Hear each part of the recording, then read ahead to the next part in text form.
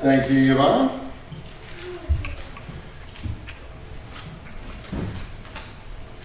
We are continuing our study in the book of Ecclesiastes. This will be part 3.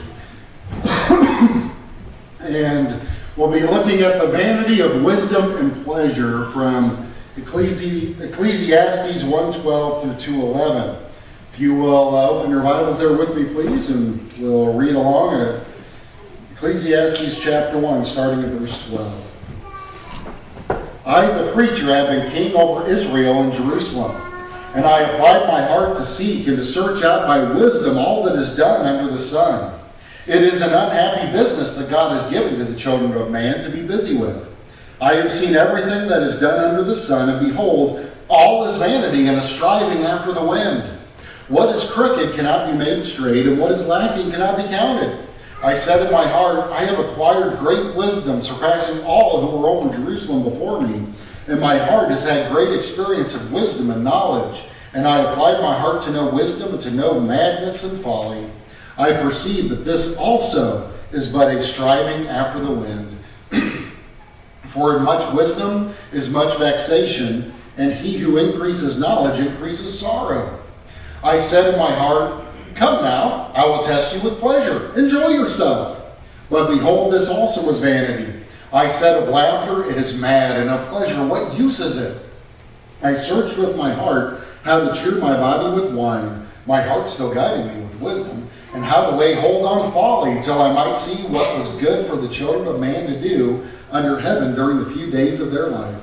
I made great works. I built houses and planted vineyards for myself. I made myself gardens and parks and planted in them all kinds of fruit trees. I made myself pools from which to water the forest of growing trees. I bought male and female slaves and had slaves who were born in my house. I had also great possessions of herds and flocks, more than any who had been before me in Jerusalem. I also gathered for myself silver and gold and the treasure of kings and provinces. I got singers, both men and women, and many concubines, to the delight of the children of man. So I became great and surpassed all who were before me in Jerusalem. Also, my wisdom remained with me, and whatever my eyes desired, I did not keep from them. I kept my heart from no pleasure, for my heart found pleasure in all my toil, and this is my reward for all my toil. Then I considered all that my hands had done, and the toil I had expended in doing it, and behold, all was vanity and a striving after the wind, and there was nothing to be gained under the sun. And may God add a blessing to the reading of his word. Father, thank you for your word you have given us. And Father, may we learn from this that we can only truly find satisfaction in you, and that if we strive for it here on earth, we will only be disappointed. I pray your Spirit would apply your word to our hearts. And it is in the name of your Son, Jesus, that we pray. Amen. Boy, some of the things that we have here in Ecclesiastes kind of sound familiar, don't they? They sound a little bit like what our society is a bit like, especially when we get into chapter 2, that what we may call the American dream or something like that.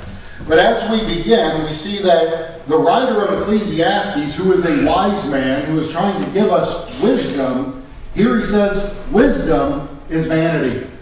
That wisdom is vanity. Kind of like how we talk about how ignorance is bliss. He turns that around and it's like wisdom is torture.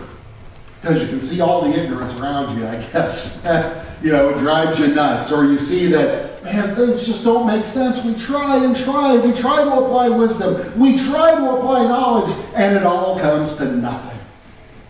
So let's start then in Ecclesiastes chapter 1, starting in verse 12. I, the preacher, have been king over Israel in Jerusalem. And you'll see in this especially why the book of Ecclesiastes never says Solomon is the author. But you can sure see why people say, boy, that sure sounds like Solomon. And in fact, we'll be looking a little bit in 1 Kings in the description of Solomon to see how this meets up in his life. He says, and I applied my heart to seek and to search out by wisdom all that is done under heaven. And so that would be everything that is done on earth, how people work and family life and all of those things that he looked out and says, I'm going to set and study this by wisdom. And he says, it is an unhappy business that God has given to the children of man to be busy with. And as we try and figure everything out, we start realizing just how unsatisfactory this world can be. Just how unsatisfactory setting our sights here below can be as we try to make sense of life, as we try to maybe even go with what the world would say, hey, this is the way to be happy, and then we find ourselves just empty and, nope, didn't make me happy. Really didn't.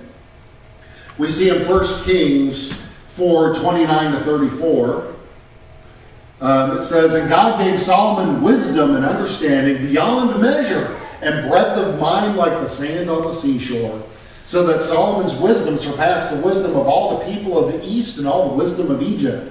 For he was wiser than all other men, wiser than Ethan the Ezrahite, and Heman, and Kaikol, and Darda, the sons of Mahol, and his fame was in all the surrounding nations. He also spoke 3,000 proverbs, and his songs were 1,005. He spoke of trees, from the cedar that is in Lebanon to the hyssop that grows on the wall. He spoke also of beasts, and of birds, and of reptiles, and of fish. And people of all nations came to hear the wisdom of Solomon, and from all the kings of the earth who had heard of his wisdom. And so here we see Solomon is described as one who had great wisdom, that he had great understanding, even going into botany and trying to understand, why does the cedar tree grow like this, and why does the hyssop that grows out of the wall grow like this, and what is the difference between these things, and trying to understand that, and trying to give out proverbs, which are little sayings that give general knowledge about the world, general truth that we can apply to our lives. And so he was a very wise man, and that was a gift of God. And he goes on in verse 14, he says, I have seen everything that is done under the sun, and behold, all is vanity and a striving after the wind. He had looked at everything. It wasn't just that he looked at a little bit. He looked at everything that's done under the sun. He says, it's all vanity. It's all meaningless. It's like striving after the wind. And some here even say that striving after it can be even looked at as herding language. Trying to herd the wind, to make the wind go where you want to go. Or like we would say in American English, it's like herding cats. It's hard enough to get one cat to do what you want it to do, let alone a whole herd. And that trying to get them all to do what you want to do, it's like striving after the wind. And even if you catch the wind, what do you have? Nothing. He says it's all like striving after the wind. Then he says, what is crooked cannot be made straight, and what is lacking cannot be counted. And so even looking at things and seeing how things can be twisted, and we look around our world and we see things are twisted. We see people doing things that make no sense. And we wonder, well, why is the world like this? Why can't we make things right? Why can't we make a utopia on earth? Hasn't happened yet. That was the promise of communism, and it fell flat. Some would look at even the designers of our Constitution. Well, that should have led to a great society. And we look around at our society now and think, okay, there's some aspects that are good, there's some aspects that are bad, that we haven't had a perfect economy. We haven't had a perfect nation. I mean, even ancient Israel, which was a theocracy, which had laws directly from the mouth of God, what happened to them? They rebelled and they ended up kicked out of the land, and they were punished for that, and even they did not have that perfect society. Things are twisted because people are twisted. We see evil in the world because people are evil. That we all are sinners. We all have fallen short of God. And so when we try and put a solution that's purely from people and doesn't take account of God, it's not going to work. It's going to fail. We might see some better, some worse, but we're never going to see anything perfect until Christ comes back, until He sets Himself up as King. Then we will see what perfect government is. We're never going to see it before then. And so putting our hope in men isn't going to help, because we are all sinners. We all need Christ. We all need our sin forgiven. And that's the great thing about the gospel. That Jesus came and died in the place of sinners. And that all who put their faith in him will be saved, and that we will have a home in heaven. That is our salvation, not here on earth. We're not going to find that perfect society here. But we will with Christ in heaven. And he goes on, he says, I said in my heart, I have acquired great wisdom, surpassing all who were over Jerusalem before me. And my heart has had great experience of wisdom and knowledge. So you notice here this great boast. I am very wise. I have great knowledge. With Solomon, yeah, that was true. Well, one commentator pointed out, said, you notice he says Jerusalem. He's only comparing himself to Jerusalem, not even to, all of the kings outward, like we saw in 1 Kings, where it describes Solomon even with the wisdom of the East and Egypt and all of that. And so even here, then all who were over Jerusalem before me. And sometimes we'll do the same thing, won't we? We'll try and make ourselves look good by comparing ourselves to someone bad. We might say, well, I'm a pretty good person. I'm not like Charlie Manson. Or, we'll compare ourselves to others. Usually we don't jump that far into evil because a lot of people look good compared to Charles Manson. That's not that hard to do. But we might say, well, I haven't done this or I haven't done that, not realizing the standard is God. The standard is perfection, and every one of us falls short at that. But here the teacher was very wise, and he applied his heart in verse 17 to know wisdom and to know madness and folly, searching it all out, trying both sides. And I perceive that this also is but a striving after the wind. That it didn't lead to any great gain. There was a striving after the wind. Why? For in much wisdom is much vexation, and he who increases knowledge increases sorrow. Sometimes knowing a lot of things will get you more frustrated with how the world works. It's like the meme going around, shows someone standing there holding a clipboard and a book, and this would go to those that have work where they have quality inspectors, and it says, I have no idea how to do your job when my book says you're doing it wrong. And that frustration of, I really know how this should be done, and the inspector is saying this, and you think of people that maybe work at a factory and they know that, okay, the book says to set up the machine this way, but if I can get the part within a few more hundredths if I just make these little adjustments, and the inspector says, no, you do it by the book. Well, it won't be as high quality. No, you do it by the book. And you imagine that kind of frustration that can come. And so even here, the writer's saying, if you have much knowledge, you'll get more frustration.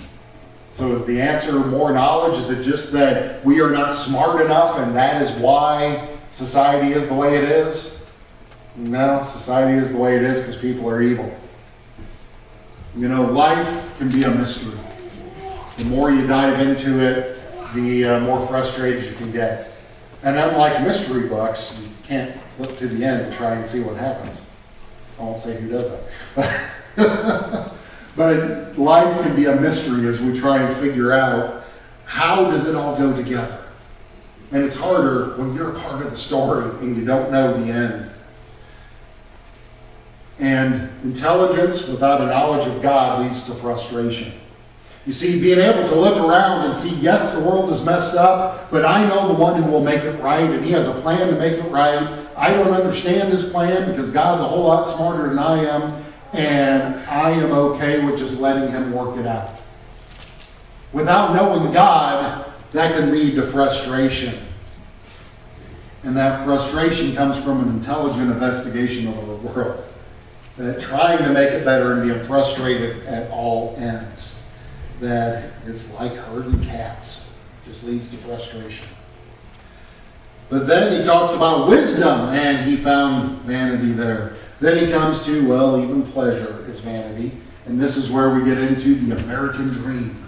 And trying to make things better through that. He said, I said in my heart, come now, I will test you with pleasure. Enjoy yourself. Well, behold, this also is vanity. I said of laughter, it is mad, and of pleasure, what use is it? that, we like to laugh, but does it accomplish much? Not always. Maybe it can help lower the blood pressure a little bit. But ultimately, does it? Not really. And a pleasure, what use is it? It says, I searched with my heart how to cheer my body with wine, my heart still guiding me with wisdom, and how to lay hold on folly till I might see what was good for the children of man to do under heaven during the few days of their life. So even here he says, well, I searched out even alcohol and given myself over to that. He says, well, still guided by wisdom, yet laying hold of folly, and sees that even is something that is meaningless.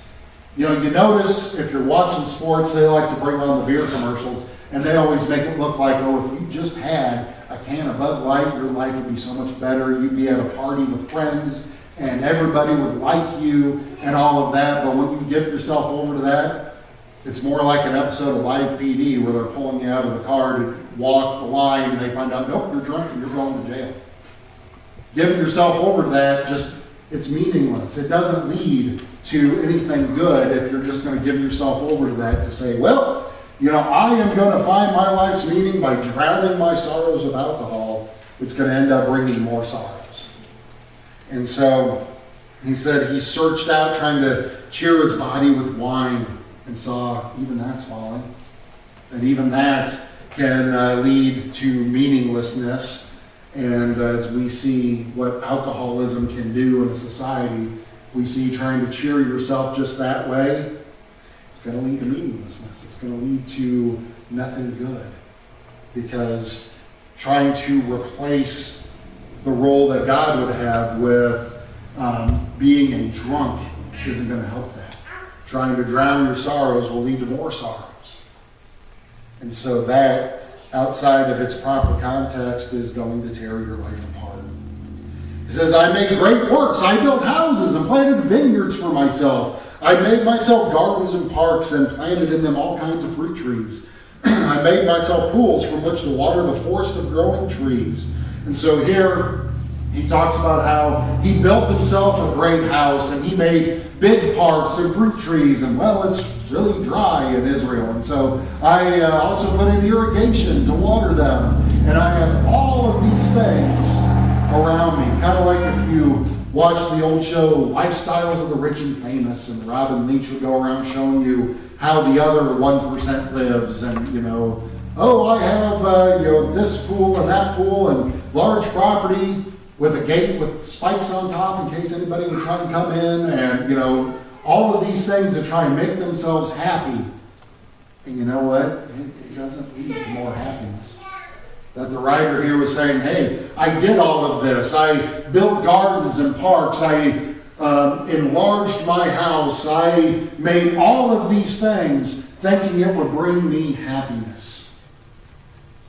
And, most of us, I'd say all of us here aren't able to do what Solomon did. But it's easy even to watch something, on HGTV and think, oh, maybe it'd make me happy if I was able to do this or that or this. And then you find out that, well, it might make me happy for a little while, but then I watch the show a little more, and, oh, maybe now I can do this or that. And it doesn't lead to lasting happiness. It says, I bought male and female slaves and had slaves who were born in my house. I also had great possession of herds and flocks, more than any who had been before me in Jerusalem. And so even here, he had servants, didn't have to work for himself. He had many herds and flocks, which was how they measured wealth in that time. Now we look at a bank account and see how big it is, but then if you had a lot of sheep and donkeys and goats and cattle, boy, you were rich. And that's how they would look at riches in their time. And so he says, I also gathered for myself silver and gold and the treasures of kings and provinces. And so here he's saying he had a lot of money. He had silver and gold. And in fact, we see in the description of Solomon's time that there was so much gold that people valued silver very little. Like, oh yeah, silver, I guess we can use this for that, or it wasn't that great of a thing. And the treasure of kings and provinces, that he got tribute from kings as they expanded their borders, and provinces, taxes, that he brought in money from taxes. He got singers, both men and women, and so he had entertainment here, having choirs of singers to listen for him. You know, today that might be, I got a really kicking stereo system for my car, or I put in surround sound, or whatever. And thinking that will lead to fulfillment. No, it won't lead to fulfillment. Is it wrong to have a stereo system? Well, no, but don't think it's going to make you permanently happy. It won't. And he says, and he got many concubines, the delight of the sons of men. And so Solomon, even being a womanizer, and found that unlike what our culture preaches, didn't lead to lasting happiness. It didn't. And we see in 1 Kings 11:3, it says, he had 700 wives who were princesses, 300 concubines, which were basically wives that weren't quite official wives, sort of thing. And his wives turned away his heart. That was Solomon's downfall. And in fact, you read in Deuteronomy, and it talks about things a king should not do. You know, getting a bunch of horses, Solomon did that. Amassing silver and gold, Solomon did that. Amassing a whole bunch of wives, Solomon did that. He was wise, but boy, he did some stupid things. He didn't follow what God had said. And there it says that those wives turned away his heart. They were foreign wives, and so he would allow them to worship their foreign gods and let them do that there in Israel, and eventually that turned his heart away as well. He says, so I became great and surpassed all who were before me in Jerusalem. Also my wisdom remained with me, and whatever my eyes desired, I did not keep from them.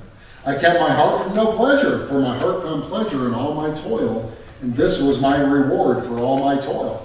And so Solomon says, yeah, you know, I found some pleasure in that. It made me happy for a little while. And I remember from a psychology class I had in college, I think I shared this before, that they said the only time money makes you permanently happier is when you're finally able to afford food and shelter. You know, if you're living on the street and then finally able to move into an apartment and eat, okay, yeah, you'll have some permanent happiness there. After that, you get a raise, it makes you happy for a while, then you want more. You get another raise, it makes you happy for a while, then you want more. And it just goes on without permanent happiness. And so Solomon, or the writer here, saw that. And says, and this was my reward for all my toil. Then I considered all that my hands had done, and the toil I had expended in doing it, and behold, all was vanity and a striving after the wind, and there was nothing to be gained under the sun. Here he is looking back on all of that, saying, I saw all of that, I saw all the effort I expended, and what was it for? What did it really gather me? It was a chasing after the wind, that it didn't gain him anything. We see also, in 1 Kings 7:1-12, it says Solomon was building his own house 13 years, and he finished his entire house. And actually, it's interesting to note, he spent twice as long on his own house than he did building the temple. So, I might say something about priorities.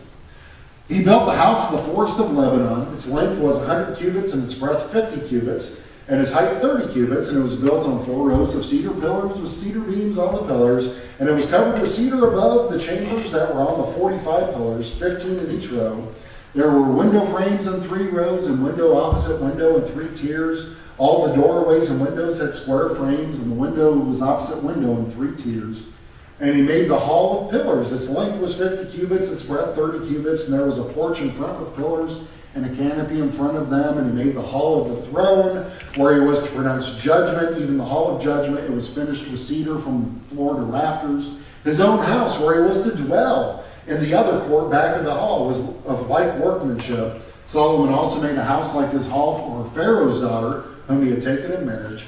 All these were made of costly stones, cut according to measure, sawed with saws, back and front, even from the foundation to the coping, and from the outside to the great court. The foundation was of costly stones, huge stones, stones of 8 and 10 cubits, and above were costly stones, cut according to measurement in cedar. The great court had 3 courses of cut stone all around, and a course of cedar beams. So had the inner court of the houses of the Lord, and the vestibule of the house. And so here, looking at Solomon spent all this time on his own house. And what did it get him? What did his great wisdom get him? He saw in the end that, his kingship wasn't looked at as a great success. In fact, after he died, the North and South split. And Israel was never as great as it was under Solomon. With all of his wisdom, still, his heart got in the wrong place. It was, he got there with all of the wives that he had that turned his heart away, with all of the building that he did, setting his heart on other things. But we see a different attitude in the book of Philippians, and starting in chapter 3. It says, "Finally, my brothers, rejoice in the Lord. To write the same things to you is no trouble to me and is safe for you. Look out for the dogs. Look out for the evildoers. Look out for those who mutilate the flesh. For we are the circumcision who worship by the Spirit of God and glory in Christ Jesus, and put no confidence in the flesh, though I myself have reason for confidence in the flesh also. If anyone else thinks he has reason for confidence in the flesh, I have more. Circumcised on the 8th day, the people of Israel, of the tribe of Benjamin, a Hebrew of Hebrews, as to the law, a Pharisee, as to zeal, a persecutor of the church, as to righteousness under the law, blameless. But whatever gain I had," and this would have been a huge thing for a Pharisee to have. This would have been something to really put pride in. It says, "But whatever gain I had, I counted as loss for the sake of Christ. Indeed, I count everything as loss because of the surpassing worth of knowing Christ Jesus my Lord. For his sake I have suffered the loss of all things and count them as rubbish, in order that I may gain Christ and be found in him, not having a righteousness of my own that comes from the law, but that which comes through faith in Christ, the righteousness from God that depends on faith, that I may know him and the power of his resurrection, and may share his sufferings, becoming like him in his death, that by any means possible I may attain the resurrection from the dead." Where was Paul's focus? He wasn't like the writer of Ecclesiastes here. Well, I think the writer of Ecclesiastes would agree with him late in life that, yes, I messed up. Yeah, my focus was not where it should have been. But here Paul got it. In that, where can we find significance? Where can we find that lasting satisfaction? It's in knowing Christ. It is a relationship with him. That is where we will find it. How do you have that relationship? Well, it all starts with realizing that you are a sinner, that you have broken God's law, and that you deserve God's wrath. You deserve an eternity in hell. But God so loved the world that he gave his only begotten Son, that whosoever believes in him will not perish, but have everlasting life. So what do? We believe in him. We trust in him. We trust that his death on the cross was enough to pay for our sin. What does that mean? That means that we are given Christ's righteousness, that he lived a perfect life for us, and he died a perfect death for us, and that if we will believe in him and trust in him, we will be saved. Our sin will be forgiven. We will have a home with God forever in heaven. And we will not find that fulfillment here on earth. We will not find it in riches. We will not find it in relationships. We will not find it in anything else but only through Christ. It is only through him that we will find that. You see, the American dream is not the heavenly dream. The American dream will eventually leave you flat. But the heavenly dream, knowing Christ, there you will find that fulfillment. You see, trying to find satisfaction apart from God will only lead to frustration. That's what we saw in Solomon's life. Only leads to frustration. And true fulfillment only comes from serving Christ. True fulfillment only comes from serving Christ. Let's pray. Father, thank you for your word you have given us, and thank you that we can know you, that through you we can find significance. Through you we can find something worth living for. Father, thank you for the gift of Christ. Thank you that we can know you because he came and died in the place of sinners. And Father, it is in his name that we pray. Amen.